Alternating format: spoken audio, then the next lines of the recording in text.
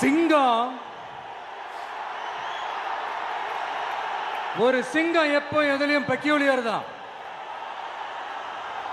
ஒரு முறை சிங்கம் கரிச்சிச்சதுன்னா அந்த சவுண்ட்ல ஒரு 8 கிலோமீட்டருக்கு சும்மா அதிரும், எல்லா திசைகளும் அதிரும். அப்படிப்பட்ட அந்த சிங்கம் வேட்டைக்கு மட்டும்தான் வெளியில வரும், வேடிக்கை பார்க்கறதுக்கெல்லாம் வெளியில வராது.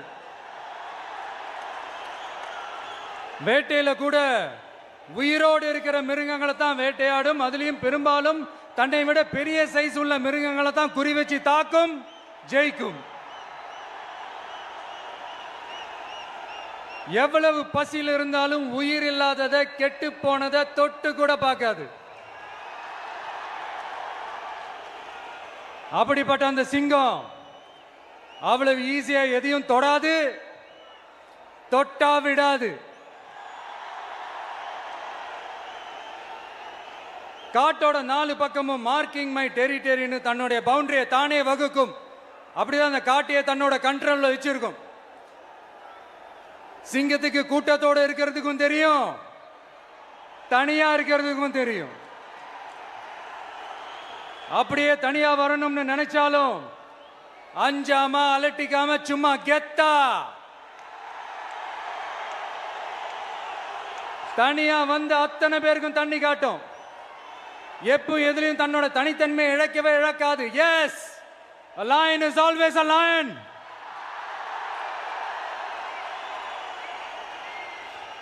There are so many jackals and other animals in the forest, but there will be only one lion. And even if it is single, it will be the king of jungle. It is not only a description but also a clear declaration.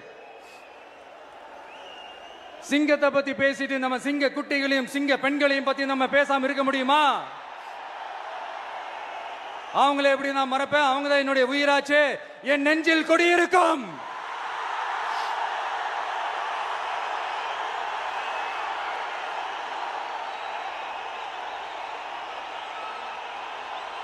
என்னுடைய தோழர்களுக்கும் தோழிகளுக்கும்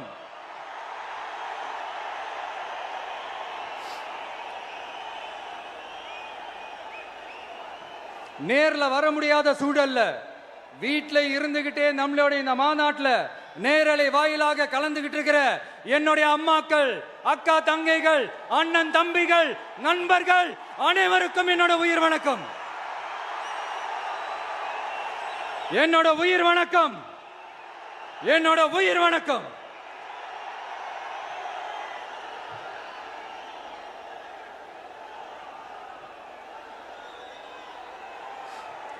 வீரம் விளையும் மாமதுரை மண்ணை வணங்குகிறேன். இந்த மதுரைனாலே உடனே ஞாபகத்துக்கு வரது சீறி பாஞ்சி துள்ளி குதிக்கிற யாருக்கும் அடங்காத காளைகள் விளையாடுற அலங்காநல்லூர் ஜல்லிக்கட்டு தான். நம்ம வைகை ஆறுதான் அழகர் ஆத்துல இறங்குற வைபவம். மதுரை மீனாட்சி அம்மன் இந்த மண்ணோட உண்மையான குணம், உணர்வு பூர்வமான மண் இது. அது மட்டும் இல்ல, இந்த மண்ணில் வாழ்ற மக்களும் அப்படித்தான் உணர்வு பூர்வமான ஆளுங்க. நான் இந்த மண்ணில் கால் எடுத்து வச்ச உடனே ஒரே ஒருத்தரை பத்தி தான் மனசுக்குள்ள ஓடிக்கிட்டே இருந்தது. அவர் யாருன்னு உங்களுக்கும் தெரிஞ்சிருக்கும். சினிமானாலும் சரி, அரசியல்னாலும் சரி, நமக்கு ரொம்ப ரொம்ப பிடிச்சது புரட்சி தலைவர் எம்ஜிஆர் அவர்கள் தான். அவரோட பழகிறதுக்கு எனக்கு வாய்ப்பு கிடைக்கல. ஆனா அவரை மாதிரியே குணம் கொண்ட என்னுடைய அண்ணன் புரட்சி கலைஞர் கேப்டன் விஜயகாந்த் அவர்களோட பழகிறதுக்கு எனக்கு நிறையவே வாய்ப்பு கிடைச்சது. அவரும் இந்த மதுரை மண்ணை சேர்ந்தவர் தானே, அவரை மறக்க முடியுமா? தமிழ்நாட்டு மக்கள் உணர்வுபூர்வமா உண்மையா நம்ம பக்கத்திலே நிக்கிறவங்க, அதுக்கு ஒரு மிகப்பெரிய அடையாளம் தான் இந்த மதுரை மண். நம்ம தமிழக வெற்றி கழகம் கையில் எடுத்திருக்கிற அரசியலும் அப்படித்தான். உண்மையான அரசியல், உணர்வு பூர்வமான அரசியல். நல்ல அரசியல், நல்லவங்களுக்கான அரசியல், நாட்டு மக்களுக்கான அரசியல், நல்லது மட்டுமே செய்கிற அரசியல்.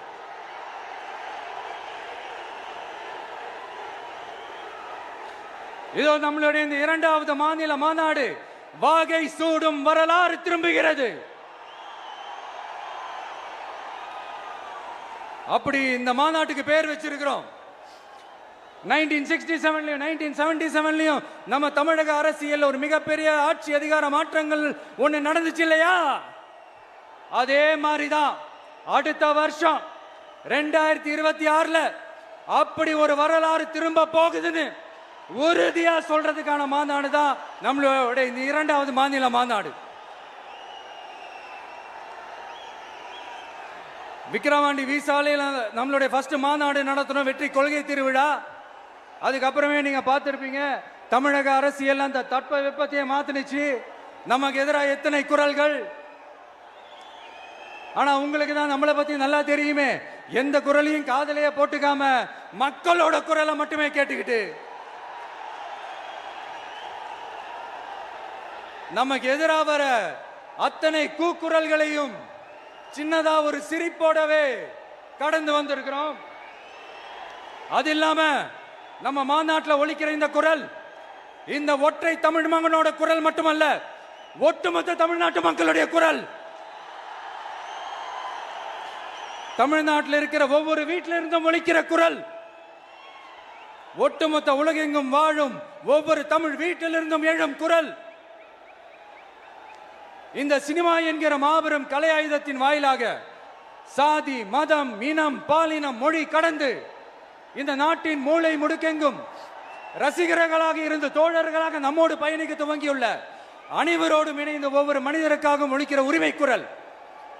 மாநில உரிமைக்காக, பெண் உரிமைக்காக, சமூக நீதிக்காக, சமநீதிக்காக, மதச்சார்பின்மைக்காக உண்மையா ஒலிக்கிற குரல். அதனால் இந்த குரலுக்கு எதிராக இன்னும் இன்னும் எத்தனை எத்தனை கூக்குரல்கள் வந்தாலும் ஓங்கி ஒலிக்குமே தவிர ஒரு நாளும் ஓயவே ஓயாது. Yes, it is an unstoppable voice, an unstoppable force.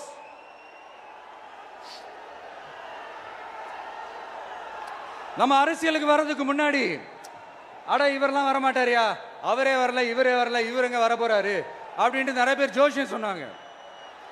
அப்புறம் நம்ம கட்சியினுடைய பேர் அறிவிச்சதுக்கு அப்புறம் பேரு தானே அறிவிச்சிருக்கிறாரு, மக்கள் கிட்ட பேர் வாங்கணும்ல, அதெல்லாம் முடியாதுன்னாங்க.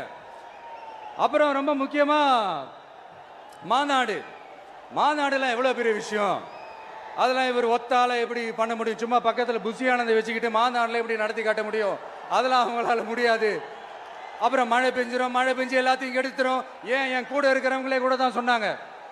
அதுக்கப்புறம் என்ன நடந்துச்சுன்னு உங்க எல்லாருக்குமே தெரியும். இப்ப புதுசா ஒண்ணு சொல்ல ஆரம்பிச்சிருக்கிறாங்க. அது என்னடானா, ஆட்சியை பிடிக்கிறதெல்லாம் அவ்வளவு ஈஸி இல்லை இல்லையா. இப்ப அதெல்லாம் விட்டாங்க, இப்ப இங்க வந்துட்டாங்க. இவர் நேரா ஷூட்டிங்ல இருந்து வருவாராம், வந்து ஆட்சியை பிடிப்பாராம். அது எப்படி இவராலே முடியும், அவராலேயே முடியல, இவராலேயே முடியல, அவருக்கு அத்தனை வருஷம் ஆச்சு, இவராலே எப்படி முடியும் ஒரு பக்கம். இன்னொரு பக்கம் கூட்டம்லாம் ஓகே தான், அது எப்படி ஓட்டா மாறும் அப்படின்றது இன்னொரு பக்கம்.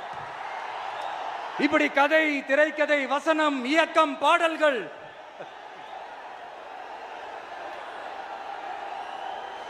அதனால இந்த அரசியல் ஆய்வாளர்களுக்கு நான் சொல்றதெல்லாம் ஒன்னேதான், நல்லா கேட்டுக்கங்க. இந்த விஜய் ஏதோ இந்த பல லட்சம் பேர் கூடுற கூட்டத்தில் மட்டுமே இருக்கிறாரு அப்படின்னு மட்டும் தப்பு கணக்கு போட்டாதீங்க. ஏன்னா நம்மளுடைய இந்த கூட்டம் வெறும் ஓட்டா மட்டும் இல்லைங்க, வரப்போற தேர்தலில் மக்கள் விரோத ஆட்சியாளர்களுக்கு நாம வைக்க போற வேட்டா, நம்மளை கோட்டைக்கு அனுப்ப போற ரூட்டா இருக்க போதுன்னு சீக்கிரமாவே தெரிஞ்சுப்பீங்க. ஏன்னா கோடிக்கணக்கானவங்களோட ஹார்ட்லயும் வீட்லயும் ஏற்கனவே ஆல்ரெடி உயிரா, உணர்வா, உறவா இருக்கிறோம். நம்மளுடைய கனெக்ட் எல்லாம் வெறும் மக்களோட மட்டும்தான். நாம யாருன்னு அவங்களுக்கு தெரியும், அவங்க யாருன்னு நமக்கு தெரியும். நாமளும் நம்ம மக்களும் எப்படி இருக்கிறோம்னு எதிரிங்களுக்கு நல்லாவே தெரியும்.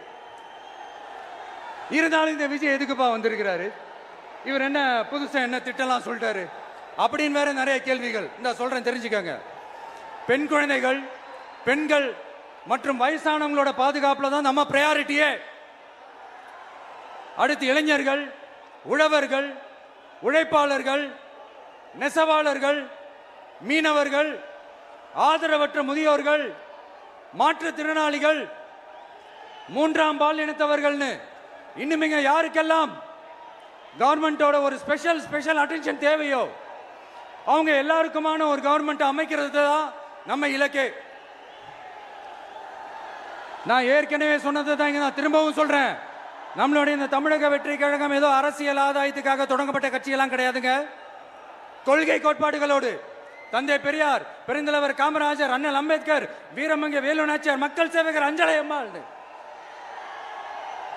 நம்மளுடைய 5 கொள்கை தலைவர்களோட வழிகாட்டுதல்களோடு தொடங்கப்பட்ட கட்சி.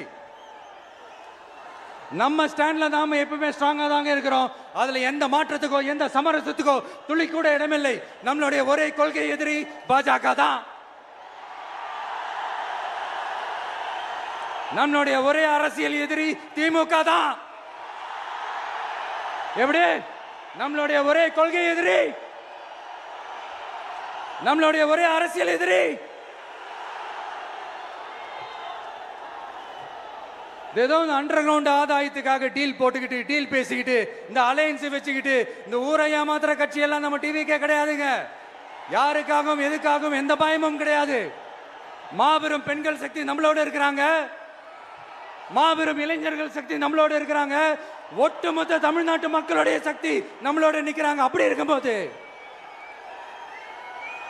இந்தியாவில் இருக்கிற எல்லா ஸ்டேட்லயும் வாழ்ற நம்ம தமிழ் நெஞ்சங்கள் மட்டும் இல்ல, உலகம் பூரா 100க்கும் மேலான நாடுகள்ல வாழ்ற நம்ம தாய் தமிழ் உறவுகள் எல்லாருமே என்ன விஜய் தளபதி விஜய் இல்லனா விஜய் தளபதி இப்படி சொந்தம் கொண்டாடுற கோடிக்கணக்கானவங்களோட அன்பு மாசியும் நம்மளோட இருக்கும்போது, இவங்க எல்லாருமே நம்மளோட நிற்கும் போது எதுக்குங்க இந்த பாசிச பாஜகவோட நேரடி கூட்டணியோ இல்ல மறைமுக கூட்டணியோ உறவு வச்சுக்க? நாம என்ன உலகமாக ஊழல் கட்சி என்ன?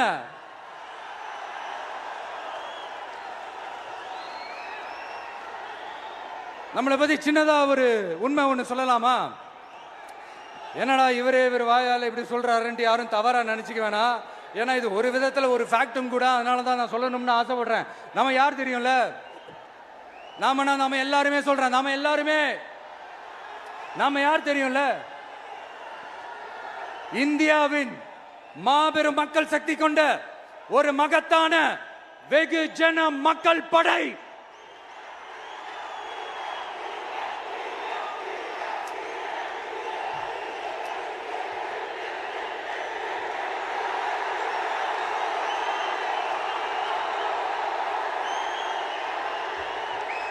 அதனால நம்ம தலைமையில நாம் அமைக்க போற இந்த உண்மையான மக்களாட்சிக்கான அச்சாரமாக மாபெரும் மக்கள் சக்தியை அணி அணியாக நம்மளோட திரண்டு நிக்கிறப்போ இந்த அடிமை கூட்டணியில சேர வேண்டிய அவசியம் நமக்கு இருக்குங்க.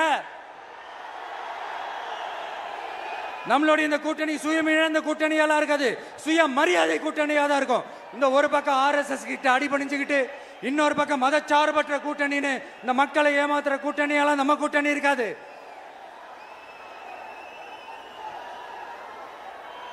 நான் இப்பவும் சொல்றேன், நம்மளை நம்பி வர்றவங்களுக்கு ஆட்சியிலும் அதிகாரத்திலும் உறுதியாக பங்களிப்பு செய்யப்படும். உடனே இந்த கேள்விகள்லாம் வரும். அப்ப யாரு கூட்டணி, யாரு வரா, யாரு போறா, இந்த கேள்விகள்லாம் வரும். இந்த கேள்விகளுக்கெல்லாம் ஒரே ஒரு பதில் தான், சஸ்பென்ஸ்ல சஞ்சாரம் செய்யுங்க. ஆனா ஒண்ணு, 2026ல 2 பேருக்கு நடுவுல தான் போட்டியே. ஒன்னு டிவிகே, இன்னொன்னு டிஎம்கே. இந்த போட்டி எப்படி இருக்க போதுன்னா, இந்த அலையன்ஸை வச்சு எப்படியாவது நம்ம தப்பிச்சிடலாம். என்ன இந்த பழைய இந்த மேத்தமேட்டிக்ஸ், அரித்மேட்டிக்ஸ் இதெல்லாம் வச்சு எப்படியாவது நம்ம தப்பிச்சிடலாம் அப்படின்னு நினைக்கிறவங்களோட அந்த கனவு ஒரு நாளும் மைப்படாது. சரி, இப்ப நம்ம வேற ஒரு ஏரியாவுக்கு ஒன்று வருவோம். எதிர்காலம் வரும், என் கடமை வரும், இந்த கூட்டத்தின் ஆட்டத்தை ஒழிப்பேன்.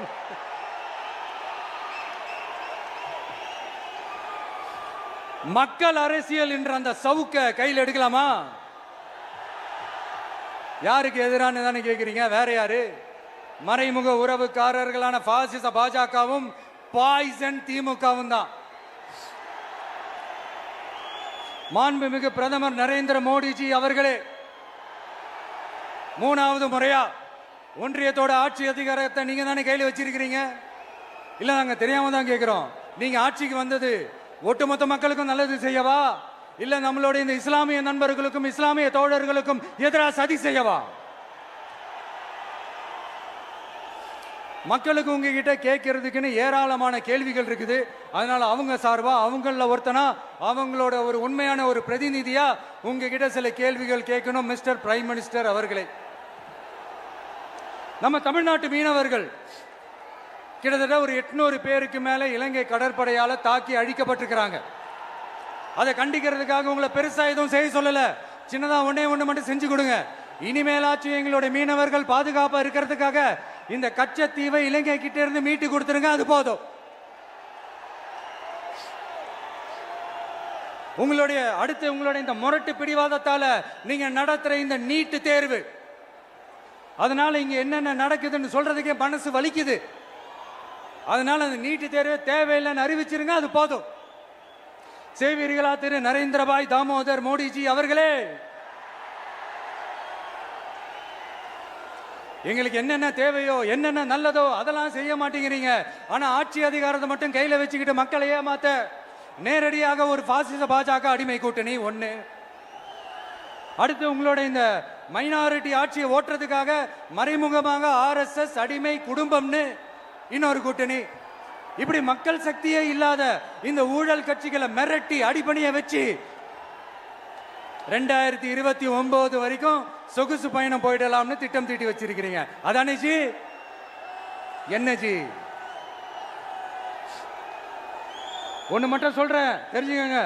என்னதான் நீங்க இந்த நேரடி மறைமுக கூட்டணின்னு குட்டிகரணம் போட்டாலும் தாமரை இலையில தண்ணியே ஒட்டாது.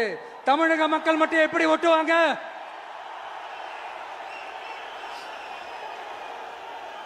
இங்க ஒரு MP சீட்டு கூட தரலன்றதுக்காக தமிழ்நாட்டுக்கும் தமிழ்நாட்டு மக்களுக்கும் எதுவுமே செய்யாம ஓரவஞ்சனை செய்யுது இந்த ஒன்றிய பாஜக அரசு. சங்கம் வச்சு தமிழ் வளர்த்த மண் இந்த மதுரை மண். அதனால இங்க அந்த கீழடியில கிடைச்ச ஆதாரங்களை எல்லாம் மறைச்சிட்டு எங்க நாகரிகத்தையும் எங்க வரலாறையும் அழிக்கிறதுக்காக உள்ளடி வேலை செய்யலாம்னு நினைக்கிறீங்க. தமிழ்நாட்டை தொட்ட என்ன நடக்கும் நீங்க பல உதாரணங்கள் இருக்குது. அதனால இதையெல்லாம் மறைச்சிட்டு எங்க மக்களை ஏமாத்திடலாம்னு மட்டும் நினைக்காதீங்க. மத நல்லிணக்கத்திற்கு பெயர் பெற்ற இந்த மதுரை மண்ணிலிருந்து சொல்றேன், உங்க எண்ணமெல்லாம் ஒரு நாளும் ஈடேறாது.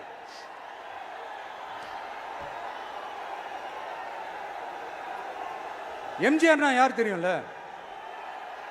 அவர் மாஸ்னா என்னன்னு தெரியும்ல? அவர் உயிரோடு இருக்கிற வரைக்கும் அந்த CM சீட்டை பத்தி ஒருத்தராலையும் நினைச்சு கூட பார்க்க முடியல, கனவு கூட காண முடியல. எப்படியாவது அந்த CM சீட்டை என்கிட்ட கொடுத்துருங்க, என் நண்பர் எம்ஜிஆர் திரும்ப வந்ததுக்கு அப்புறம் நான் திருப்பி கொடுத்துறேன்னு தன்னோட எதிரியை கூட மக்கள் கிட்ட கெஞ்ச வச்சவர் எம்ஜிஆர். எப்படி கெஞ்ச வச்சவர்? அதனால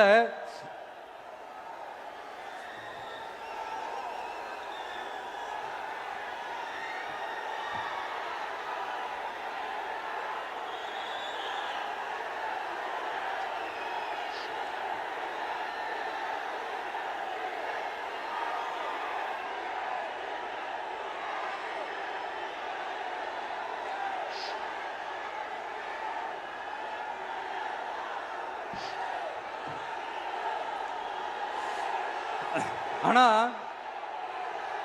இப்போ அவர் ஆரம்பிச்ச அந்த கட்சியை, எம்ஜிஆர் அவர்கள் ஆரம்பிச்ச அந்த கட்சியை கட்டி காக்கிறது யாரு? இன்னைக்கு அந்த கட்சி எப்படி இருக்குது? அதை நான் சொல்லிதான் உங்களுக்கு தெரியணுமா?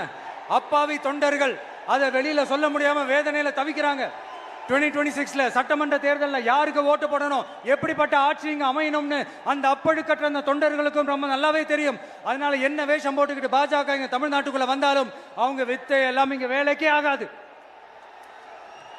இப்படி பொருந்தா கூட்டணியா இந்த பாஜக கூட்டணி இருக்கிறதுனால இப்ப ஆட்சியில இருக்கிற இந்த வெற்றி விளம்பர மாடல் திமுக என்ன செய்துன்னு தெரியும்ல? பாஜகவோட உள்ளுக்குள்ள ஒரு உறவை ஒன்று வச்சுக்கிட்டு வெளியில எதிர்க்கிற மாதிரி, அப்படி எதிர்க்கிற மாதிரி ஒரு டிராமா ஒன்று பண்ணிக்கிட்டு எதிர்கட்சியா இருந்தா போங்க மோடின்னு பலூன் விடுறது, ஆளுங்கட்சியா இருந்தா வாங்க மோடின்னு கொடை பிடிச்சுக்கிட்டு கும்பிடு போடுறது. இது மட்டுமா?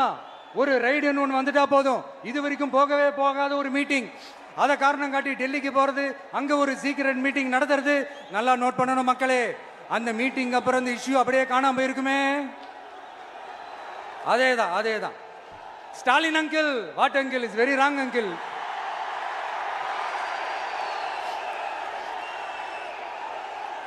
இப்படி தமிழ்நாட்டில் இப்ப நடக்கிற இந்த ஆட்சியினுடைய லட்சணத்தை பார்த்துக்கிட்டு நாம எப்படி சும்மா இருக்க முடியும்? ஒரு தவறு செய்தால், அதை தெரிந்து செய்தால், அவர் கபட நாடக மு.க. ஸ்டாலின் அங்கிளாகவே இருந்தாலும், அங்கிள் உங்களுக்கு மனசாட்சின்னு ஒன்று இருந்துச்சுன்னா நாங்க கேட்கிற கேள்விகளுக்கு மட்டும் கொஞ்சம் பதில் சொல்லுங்க அங்கிள். நீங்க நடத்துற இந்த ஆட்சியில நேர்மை இருக்கா? நியாயம் இருக்கா? ஊழல் இல்லாம இருக்கா? சட்டம் ஒழுங்கு சரியா இருக்கா? பெண்களுக்கு பாதுகாப்பு இருக்கா? பொதுமக்களுக்கு பாதுகாப்பு இருக்கா? இயற்கை வளங்களுக்கு பாதுகாப்பு இருக்கா? சொல்லுங்க மை டியர் அங்கிள், சொல்லுங்க. டாஸ்மாக்ல மட்டுமே இது வரைக்கும் 1000 கோடிக்கு மேல ஊழல்னு சொல்றாங்க. அதுல மட்டுமா தப்பு நடக்குது? வேற எதுல தான் நடக்கல? உலகத்திலே மிஸ்டர் கிளீன் ரெக்கார்ட்ஸ் எல்லாம் உங்களுக்கும் உங்க கூட இருக்கிறவங்களுக்கும் மட்டும்தான் அங்கிள் கொடுக்கணும். இதை பார்த்து வாயே இல்லாத ஊரு கூட வயிறு வலிக்கு சிரிக்குது. பெண்களுக்கு 1000 ரூபாய் கொடுத்துட்டீங்கன்னா போதுமா அங்கிள்? அப்படியே அது மூடி மறைச்சிடலான்னு பாக்குறீங்களா? படிக்கிற இடத்துல, வேலைக்கு போற இடத்துல, வெளியில போற இடத்துலன்னு அவங்களுக்கு பாதுகாப்பே இல்லைன்னு ஒட்டுமொத்த பெண்களும் கதறாங்க. அந்த கதறல் சத்தம் ஏதாவது உங்க காதுல கேக்குதா அங்கிள்? இதுல வேற உங்க அப்பான்னு கூப்பிடுறாங்கன்னு வேற சொல்றீங்க. What is this uncle? Is very very wrong uncle, is very very wrong. பெண்களுக்கு மட்டுமா பொய் வாக்குறுதி கொடுத்து ஏமாத்துறீங்க? அரசு ஊழியர்கள், ஆசிரியர்களை ஏமாத்துறீங்க, விவசாயிகளை ஏமாத்துறீங்க, பரந்தூர்ல பாதிப்பே வராதுன்னு சொல்லி ஏமாத்துறீங்க, மீனவர்களை ஏமாத்துறீங்க, போதைப் பொருள் கலாச்சாரத்தை ஒழிக்காம ஏமாத்துறீங்க. ஐயோ ஐயோ ஐயோ, very very first uncle, very very first. எப்படி கேட்டாலும் இவங்க கிட்ட இருந்து எந்த பதிலும் வரப்போறதில்லை. ஏன்னா இருந்தா தானே. இப்ப ஆட்சியில இருக்கிற நம்மளுடைய அங்கிள் பதில் சொல்றது இருக்கட்டும். மக்களை நீங்க சொல்லுங்க, நீங்க உண்மையை சொல்லுங்க. செய்வோம் செய்வோம் செய்வோம் செய்வோம்னு சொன்னாங்களே, சொன்னதெல்லாம் செஞ்சாங்களா? உங்களை தான் கேட்கிறேன், சொன்னதெல்லாம் செஞ்சாங்களா? சத்தமா சத்தமா மை டியர் அங்கிள், கேக்குதா? மக்களோட சத்தம் கேக்குதா? இது வெறும் சாதாரணமான முழக்கம் தான். கூடிய சீக்கிரம் மக்களை போய் சந்திக்க போறேன், அவங்களோட மனசு விட்டு பேச போறேன். அதுக்கப்புறம் இந்த சாதாரணமான முழக்கம் இடி முழக்கமா மாறும். அத்தோட நிக்காது. அந்த இடி முழக்கம் தமிழ்நாட்டோட போர் முழக்கமா மாறும். அந்த போர் முழக்கம் உங்களை ஒரு நிமிஷம் கூட தூங்க விடாது. நடக்குதா இல்லையான்னு பாருங்க. என்னடா இவன் இவ்வளவு ஸ்ட்ராங்கா சொல்றானேன்னு பாக்குறீங்களா? எல்லாரும் கட்சி ஆரம்பிச்சதுக்கு அப்புறம் தான் ஒவ்வொரு வீட்டுக்குள்ளேயும் போறதுக்கு ட்ரை பண்ணுவாங்க. ஆனா நாங்க அப்படி இல்லை. ஒவ்வொரு வீட்டுக்குள்ளேயும் போனதுக்கு அப்புறம் தான் கட்சியாவே ஆரம்பிச்சிருக்கிறோம்.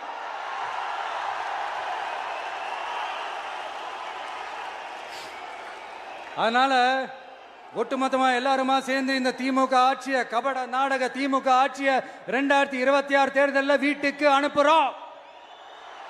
வீட்டுக்கு அனுப்புறோம். என்ன நண்பா, சரிதானே? என்ன நண்பி, செய்வீர்கள் தானே? இப்போ உங்களுக்கு சின்னதா ஒரு சர்ப்ரைஸ். நம்ம கட்சியினுடைய வேட்பாளர் பட்டியலை இப்ப நான் அறிவிக்க போறேன். மதுரை கிழக்கு வேட்பாளர் விஜய். இன்னும் முடிக்கல. ஒரு நிமிஷம், இன்னும் முடிக்கல.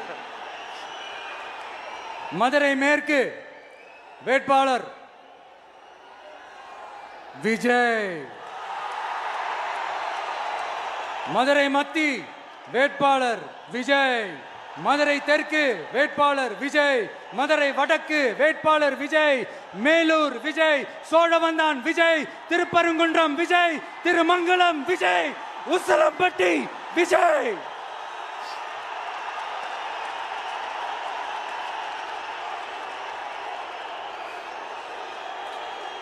என்னடா எல்லா தொகுதியிலையும் ஒரே வேட்பாளர்னு பாக்குறீங்களா? 234 தொகுதியிலையும் இந்த விஜய் தான், அதாவது உங்க விஜய் தான் உங்க சின்னம். இன்னும் சிம்பிளா சொல்லணும்னா உங்க வீட்டில் இருக்கிற ஒருத்தர் தான் வேட்பாளரா நிக்க போறாங்க. அந்த வேட்பாளரும் நானும் வேறு வேறு இல்லை. நீங்க அவருக்கு ஓட்டு போட்டீங்கன்னா எனக்கு ஓட்டு போட்ட மாதிரி, இந்த முகத்துக்காக நீங்க ஓட்டு போட்டீங்கன்னா உங்க வீட்டில் இருக்கிற உங்களுடைய வேட்பாளர் ஜெயிச்ச மாதிரி. என்னடா இவர் ஏதோ ஓவரா சொல்றாருன்னு நினைக்க வேணாம். பிராக்டிக்கலா அப்படிதான் இருக்கும், அப்படிதான் இருக்கணும். நீங்களும் அப்படிதான் நினைப்பீங்கன்னு நான் நம்புறேன். ஏன்னா இது நம்மளை விட நம்ம எதிரிங்களுக்கு இன்னும் நல்லாவே தெரியும். அதனால எல்லா இந்த அதிகார பலம் எல்லாத்தையும் தூக்கிட்டு வந்துருவாங்க. வரட்டும், பாத்துக்கலாம். TVK will take it, TVK will meet it, TVK will compete with it and TVK will conquer it, TVK will conquer it.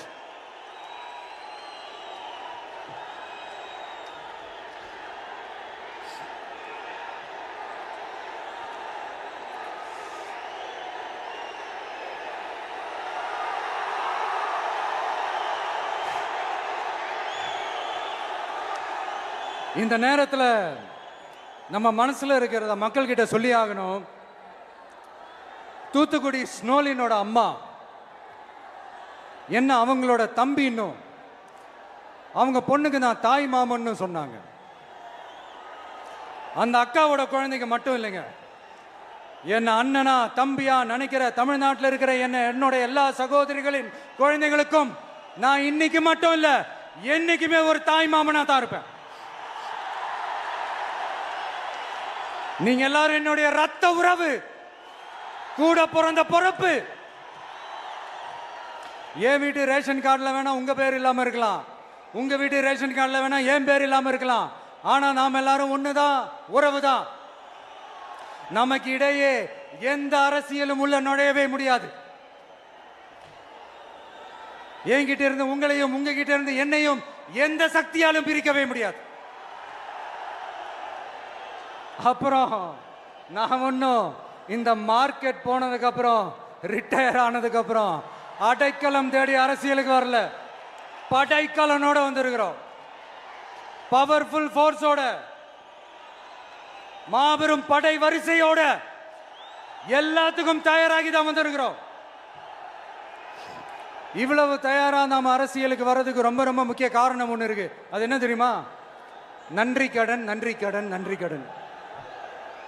கிட்டத்தட்ட ஒரு 30 வருஷமா, 30 வருஷத்துக்கு மேல நீங்க தான், நம்ம மக்கள் தான் என் கூட நிக்கிறீங்க, எனக்காக நிக்கிறீங்க, என்னை தாங்கி பிடிக்கிறீங்க, மனசுல ஏந்தி பிடிக்கிறீங்க, தாய் அன்போட மடியில ஏந்திக்கிறீங்க. உண்மையை சொல்லணும்னா வேற யாரை விடவும் எனக்கு இந்த அன்பையும் ஆதரவையும் கொடுத்துருக்கிறீங்க. என் மேல உயிரையே வச்சிருக்கிறீங்க. என்ன உங்க வீட்டுல ஒருத்தனாவே ஆக்கிட்டீங்க. நீங்க எனக்கு கடவுள் கொடுத்த வரம்.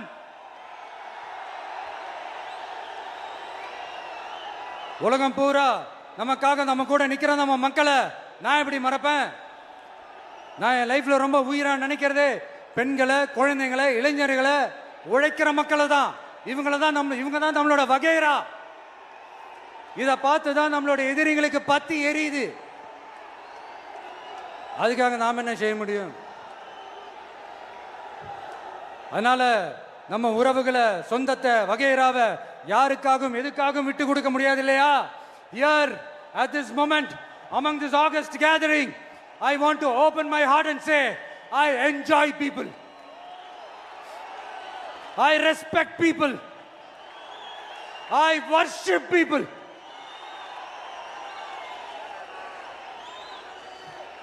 சரிப்பா, இவ்வளவு செஞ்ச நம்ம மக்களுக்கு நன்றி கடனா உன்னால முழுமையா செலுத்த முடியுமான்னு கேட்டா சத்தியமா சொல்றேன், என்னால முடியாதுதான். இன்னும் எத்தனை ஜென்மம் எடுத்தாலும் அந்த நன்றி கடனை என்னால தீர்க்கவே முடியாது. அப்புறம் என்ன மானாவுக்கடா நீ வந்திருக்க அதானே கேக்குறீங்க? மைண்ட் வாய்ஸ் கேட்ட மாதிரி இருக்கு. வாழ்நாள் முழுக்க நம்ம மக்களுக்காக ஆதரவா துணையா நிக்கிறத தவிர, அவங்களுக்காக உழைக்கிறத தவிர எனக்கு வேற எந்த எண்ணமும் இல்லை. எனக்கு இப்ப வேற வேலையும் இல்லை. இனிமே எனக்கு இதுதான் என் வேலையே, என் கடன் இனி என் மக்களுக்கு பணி செய்து கிடப்பதே. இப்படியா ஹார்ட் டு ஹார்ட் யதார்த்தமா பேசிய பழகிட்டோம். இதுக்கு மேலேயும் எனக்கும் மக்களுக்கும் இடையே இருக்கிற அந்த உறவை பத்தி நான் பேச ஆரம்பிச்சேன்னா ஒரு மாதிரி எமோஷனல் ஆகிடுவேன். அப்புறம் அதை கண்ட்ரோல் பண்ணுறது ரொம்ப கஷ்டம். அதனால என்னை மனசார நேசிக்கிற நம்ம மக்களுக்கு ஒன்றே ஒன்று சொல்கிறேன். இந்த விஜய் உங்க விஜய், உங்களுக்கான விஜய், உங்களுக்காக மட்டுமே இருக்கிற விஜய். உங்க கூட நிற்க, உங்களுக்காக நிற்க, உண்மையா நிற்க, உணர்வோட நிற்க, உறுதியா நிற்க, உங்க கூட பேச, உங்களுக்காக பேச, உண்மையா பேச, உணர்வோட பேச, உறுதியா பேச, உங்களுக்காக சேவை செய்ய உங்க விஜய் நான் வர.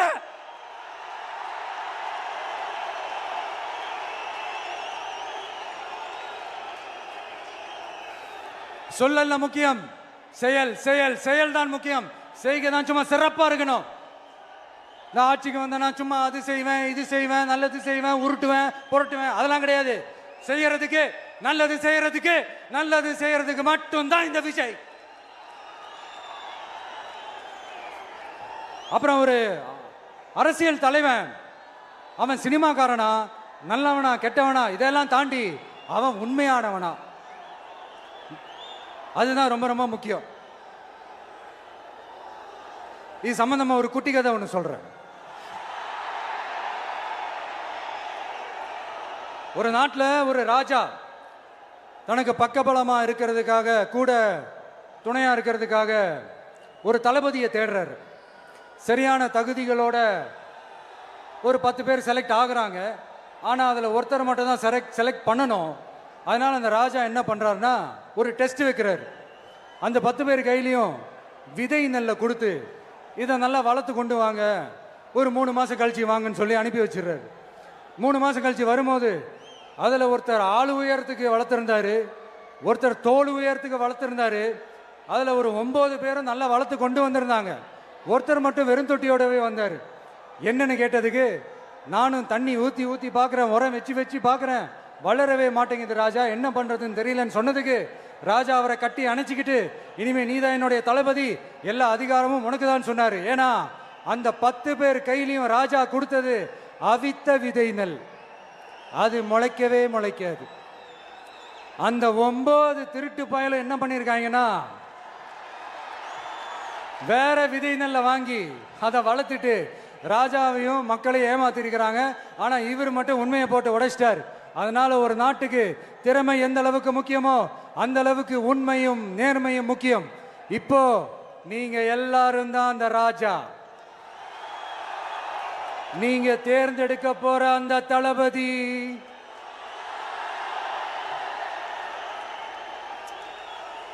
சும்மா சினிமாக்காரன் சினிமாக்காரன் சினிமாக்காரன். அம்பேத்கர் அவர்களை தோக்கடிச்சது சினிமாக்காரன் இல்ல, அரசியல்வாதி. காமராஜர் அவர்களை தோக்கடிச்சது, இங்க விருதுநகர் பகுதியில் தோக்கடிச்சது சினிமாக்காரன் இல்ல, இன்னொரு அரசியல்வாதி. இன்னைக்கும் நம்ம கூட வாழ்ந்துட்டு இருக்கிற நல்ல கண்ணு ஐயாவை தோக்கடிச்சது சினிமாக்காரன் இல்ல, அரசியல்வாதி. இப்படிப்பட்ட நல்ல நல்ல தலைவர்களை எதிர்த்து நின்று தோக்கடிக்கணும்னு அந்த எண்ணத்தை உருவாக்குனது சினிமாக்காரன் இல்ல, அரசியல்வாதி. அதனால எல்லா அரசியல்வாதியும் அறிவாளியும் கிடையாது, எல்லா சினிமாக்காரனும் முட்டாளும் கிடையாது. கான்பிடண்டா இருங்க, நல்லதே நடக்கும், வெற்றி நிச்சயம். மீண்டும் சந்திக்கும் வரை நன்றி, வணக்கம்.